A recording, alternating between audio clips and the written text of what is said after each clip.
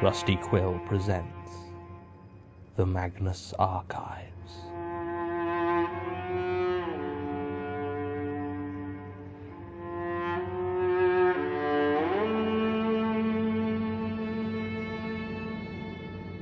Episode 3, Across the Street.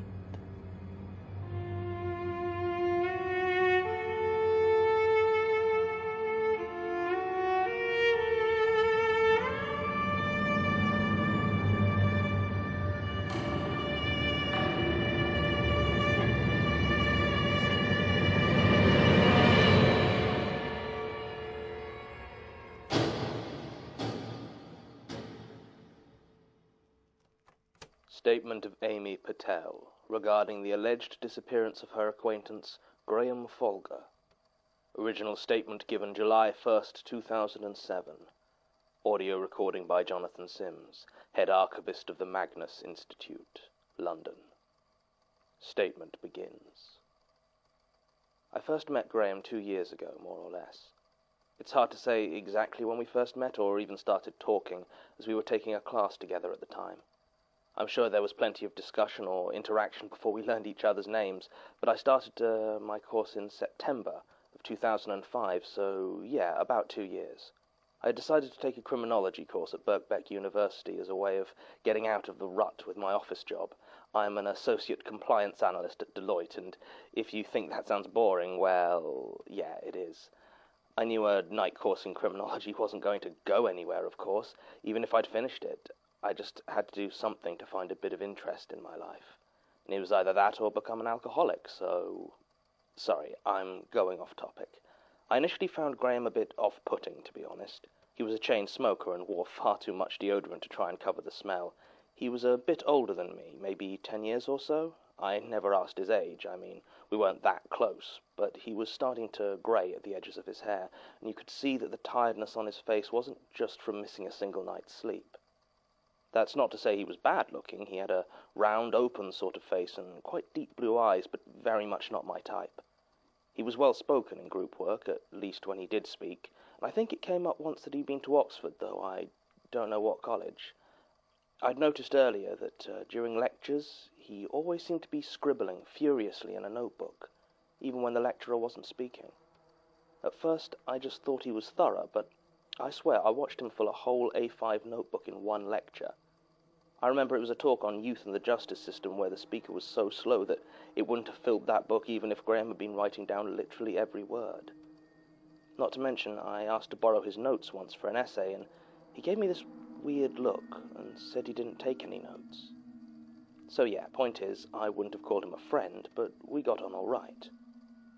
It was about 4 months into my course that I first encountered Graham outside of the university.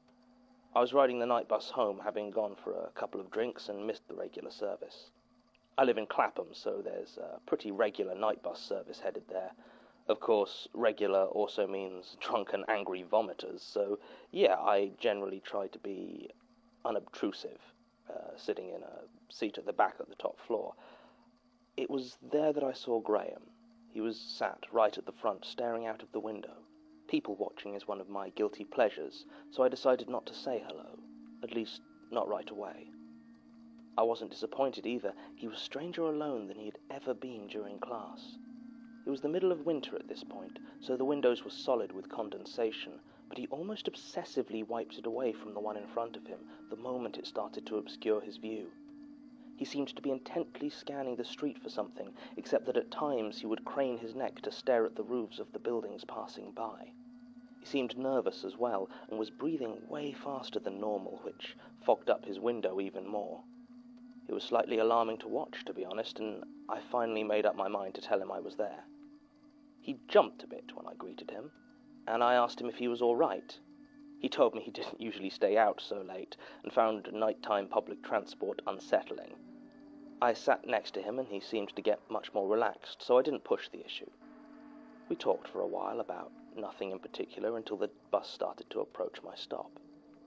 As I rose, I noticed that Graham had stood up at the exact same time as I had, and I realized with some discomfort that we must live at the same stop. I liked the guy fine, don't get me wrong, but I still didn't really feel okay with him knowing where I lived. But yeah, it was obvious that I'd gotten up to get off the bus, so I couldn't really ride on to the next stop. And it wasn't even that I felt unsafe with Graham. I'm just a private person. I decided to just walk back with him as far as necessary and make sure he didn't see what building I went into. Maybe we weren't even walking in the same direction. Yeah, we were walking in exactly the same direction. We even seemed to be heading to the same street. It was at that point I felt a hand grab my shoulder and throw me into the road. I don't know how else to describe it. One moment I was walking along, the next I was flying towards the ground. It can't have been Graham. He was in front of me at the time, and I would have sworn there was nobody else on the street. There weren't any cars coming, but I hit my head hard. I think I must have been unconscious for a few seconds, because the next thing I remember is a panicky Graham on the phone to an ambulance. I tried to tell him I was all right, but didn't really manage to get the words out, which, yeah, probably meant I wasn't all right. The ambulance arrived in pretty good time, considering it was London on a Friday night, and the paramedics gave me a look over. I was told that the injury itself wasn't serious. Apparently head wounds always bleed that much, and it's nothing to panic about, but that I did have quite a nasty concussion and shouldn't be left alone for the next few hours. Even though we were within sight of my door, I had for some reason settled upon the idea of Graham never knowing where I lived. In retrospect, this was likely the concussion talking, but the upshot was I agreed to go back to Graham's flat to recover. He was quite awkward about the whole thing and took great pains to assure me that there was nothing untoward about the situation. Apparently he was gay, which I'll admit did actually reassure me a bit. Still, it was clear this wasn't how either of us had hoped to be ending our nights. As it turned out, Graham's flat was directly across the street from mine, just a couple of floors lower. I wondered if I could see my window from his, and I remember I had the odd thought that if I had to look out, I'd need to be careful of his window box, as I could see the hooks attaching it to the frame. I asked him what he grew, and he gave me a look as though my concussion had stopped me making sense again. I mean, maybe it had, because when I looked back at the window, the hooks were gone, and there was no sign of any window box. At the time I put it down to my head wound, and even now I'm not sure. The flat itself was a simple affair, quite big by London standards. It had only a few pieces of furniture and a lot of bookshelves, each covered with rows and rows of identical notebooks, with no apparent marking system or indication of contents. I started to ask about them, but my head throbbed and I didn't feel up to any answer that might have been forthcoming. Graham led me to the sofa and disappeared to fetch me an ice pack and a mug of sugary tea. I graciously accepted both, though I wasn't in much of a mood to talk. Graham clearly felt awkward enough with the silence to do the talking for both of us, and I learned more about him over the next hour than I'd ever had a desire to know. Apparently his parents had died in a car accident a few years previously and had left a great deal of money and ownership of this flat. He didn't need to work anymore, and so had found himself somewhat adrift, taking night college courses to pass the time and broaden his mind, his words, not mine. He said he was trying to figure out what to actually do with his life. He talked on like this for a while, but I stopped listening about that point, as I'd become enraptured by the table on which he'd placed my tea. It was an ornate wooden thing, with a snaking pattern of lines weaving their way around towards the centre. The pattern was hypnotic, and shifted as I watched it like an optical illusion. I found my eyes following the lines towards the middle of the table, where there was nothing but a small square hole. Graham noticed me staring and told me that interesting antique furniture was one of his few true passions.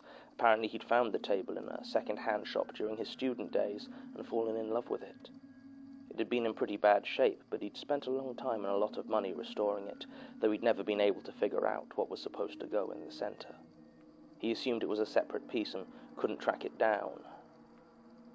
And yeah, like most of his conversation, I'd have found it dull even if I wasn't concussed, but by this time I was beginning to feel well enough to leave and started to make my excuses to Graham. He expressed his concern, said it hadn't been long enough as the medics suggested, but if I had to, well, you get the picture. In the end I did leave, as I kept getting lost in the lines of the table, and the pipes outside of the window made such a weird noise that I didn't think staying was actually going to help me recover. I went straight home, making sure Graham couldn't see me from his window, and spent a few hours watching TV until I recovered enough to go to sleep. By the time I woke up the next morning I was feeling more or less okay, though I kept a plaster on the cut on my forehead and tried not to think too much about the previous night. One evening, a few days later, though, I found myself staring out of my window, the one that faced the street, and I remembered how close Graham lived. I looked to see if I could figure out which window was his, and yeah, sure enough, there it was. It was actually a remarkably clear view of his flat, and I could see him sat on the sofa, reading one of the notebooks from his bookshelves. I realized that if I could see him so clearly, he could likely see me just as well if he chose to look up, and with some remnant of my apprehension from that Friday, I decided to turn off the light in my flat, so he wouldn't see me if he looked up. And then I went back to watching him. Yeah, I know that sounds creepy. It really wasn't meant to be. I said earlier that I really enjoy people watching, and regardless of how boring he may have been to speak to, Graham was weirdly compelling to watch. So that's just what I did. And not just that night either. Yeah, there's no non-sinister way to say that watching Graham became my hobby. It was strange, I'll admit it, but I just couldn't stop myself. I reasoned it wasn't watching him with any purpose or malice in mind. It was purely out of a detached interest in his life. And in my defense, I would have stopped a lot sooner if it hadn't been for the bizarre things he would do. He would constantly reorder his journals, without any apparent system of organization, most of the time without even opening them. Sometimes he would grab an apparently random notebook from the shelves and start scribbling in it, even though I could see that the page was already covered in writing. Once, and I swear this is true, I saw him take one of his notebooks and start to tear out the pages one at a time. And then, slowly and deliberately, he ate them. It must have taken him 3 hours to get through the whole book, but he didn't stop or pause. He just kept going. Even when he wasn't doing anything with the notebooks, there was an odd energy to him. From what I could see, he was constantly on edge and jumped every time any loud noise passed on the street below. A police siren, a breaking bottle. Hell, I even saw him freak out over an ice cream truck once. Each time he'd leap to his feet, run to the window and start looking out, wildly craning his neck from side to side. Sometimes he'd look up, but I'd learned his patterns well enough to avoid being spotted. Then, all at once, he'd decide that there was no problem and go back to whatever he was doing before. And by whatever he was doing before, yeah, I mean nothing. He apparently didn't have a television or a computer. The only books he seemed to own were his own notebooks, and I only ever saw him eat takeaway food. I don't know how many times I watched him eat the same pizza, pepperoni with jalapeno peppers and anchovies. Yeah, I know. But the rest of the time he just sat there smoking, sometimes looking into space, sometimes staring at that wooden table of his. And yeah, I remembered the pattern was kind of hypnotic, and I spent more than a couple of minutes staring at it myself when I was there, but he did almost nothing else. Who knows? Perhaps he had a rich and fulfilling life outside of the flat. He certainly left it regularly enough, and yeah, I wasn't so far gone as to actually follow him. In fact, I always waited a good long while before leaving my own building to make sure I didn't bump into him. I still didn't want him to know where I lived, although now for very different reasons. In the end, though, it was a hobby, not an obsession, and often days would pass when I wouldn't see Graham at all. Maybe there was stuff I missed that would have explained his behavior. I just wish I'd missed what happened on April 7th. Then maybe I'd have just thought he'd moved on, or I don't know. I just wish I hadn't seen it. Work had been intense for a couple of months, with so many late nights I'd had to drop out of my course. It was just as well, really, as I hadn't actually spoken to Graham since the night I suffered my head injury. I think he still felt awkward about it, and I'd seen him do so many weird things alone in his flat that I think I'd have struggled to have a normal conversation with him. Anyway, this week I'd barely had time to eat, let alone do much in the way of Graham watching, so when I got home at about 10:30 at night, my first thought was just to fall into bed. But it was Friday, and I'd drunk a huge amount of coffee to keep going at work, so yeah, I was wired, and looking forward to a long lie-in the next day. So when I saw Graham's light was still on, I decided to spend a relaxing few minutes checking in on him.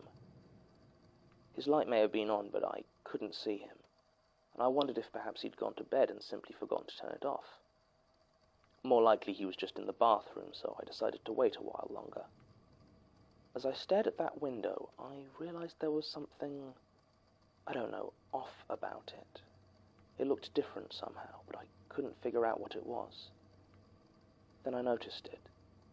At first, I'd just taken it to be a water pipe running down the side of the building, attached just below Graham's open window. The light from the street lamps didn't reach up to his fourth-floor flat, and the window ledge cast a shadow that stopped the light from the room illuminating it. But it was long, straight, dark, and from what I could see, it just looked like a pipe. Except I'd been watching that window for months now. I would have sworn that there had never been a pipe there before. And as I stared at it, it moved. It started to bend slowly. I realized I was looking at an arm. A long, thin arm. As it bent the joint close to where the arm ended, I think I saw another joint further down, also moving and bending what I could only assume were elbows. It hooked the end of the limb over through the window. When I say moved, that's not quite right. It shifted. Like when you stare at one of those old magic eye paintings and you change from seeing one picture into seeing another. I never saw anything I could actually call a hand, but still it pulled itself through his window. It took less than a second, and I didn't get a good look at what it was. I just saw these arms, legs, at least 4 of them, but there might have been more. And they kind of folded themselves through the window in a flash of mottled grey. I think that was the colour. It was mostly a silhouette. And if there was a body or head, it shifted inside faster than I could see it. The moment it was inside, the light in Graham's flat went out, and the window slammed down behind it. So, yeah, I just kind of stood there for a long time trying to process what I'd just seen. I could make out some vague movements from inside Graham's flat, but couldn't see anything clearly. I finally decided I had to phone the police, though I didn't have any idea what to tell them. In the end, I simply said I'd seen someone suspicious climbing in through a 4th-floor window at his address and hung up before they could ask me who was calling. Then I waited and watched the darkened flat opposite.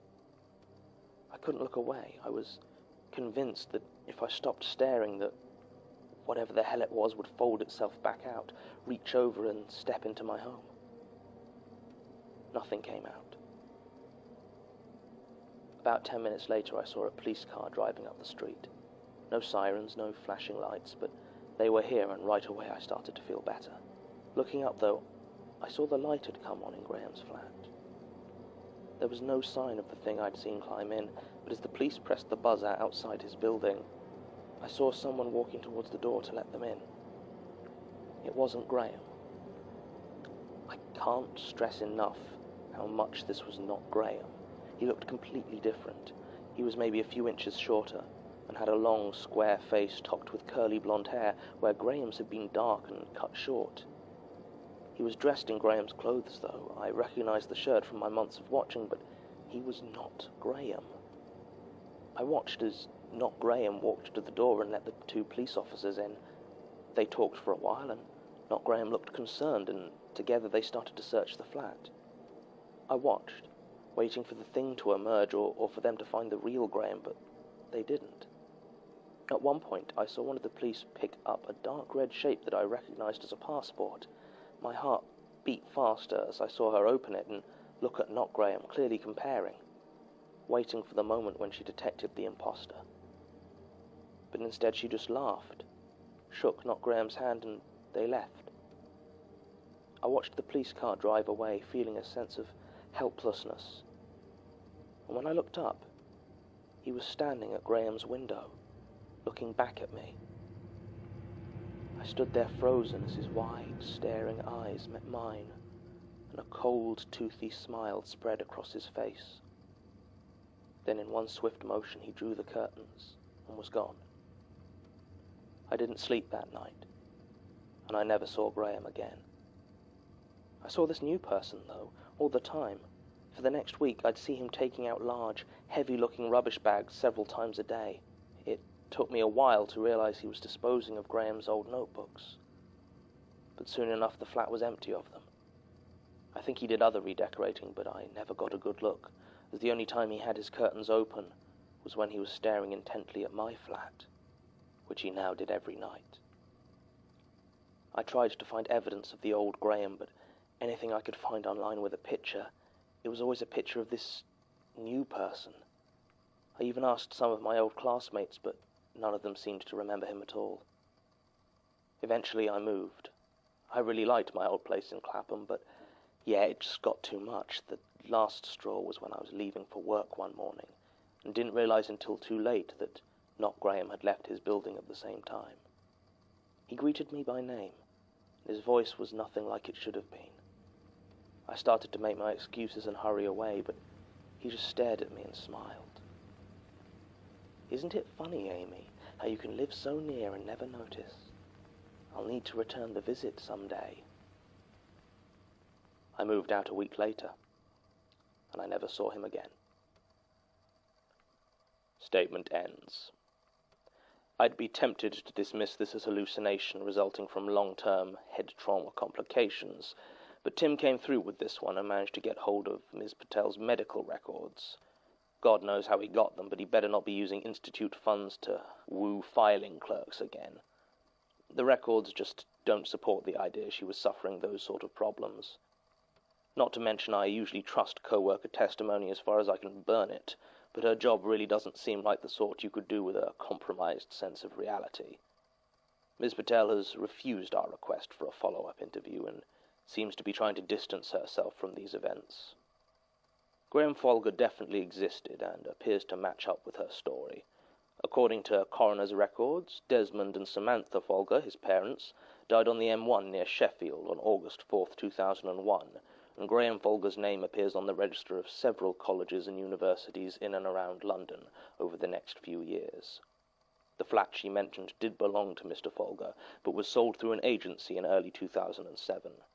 All the photographs we've been able to source seem to match the description of this not Graham that Ms. Patel described, except for a few Polaroids enclosed, which appear to be from the late 80s and show the two parents along a dark-haired teenager who doesn't match the later photos at all. There doesn't seem to be much more to be done here. Ms. Patel, like so many of our subjects, seems to have been more interested in giving her statement as a form of personal closure, rather than as the start of a serious investigation. She wasn't even interested when Sasha told her we'd managed to locate what we believed to be one of Graham Folger's journals. Doubt it would have done much good. It just says the same thing on every page. The words, "keep watching," over and over again. Recording ends.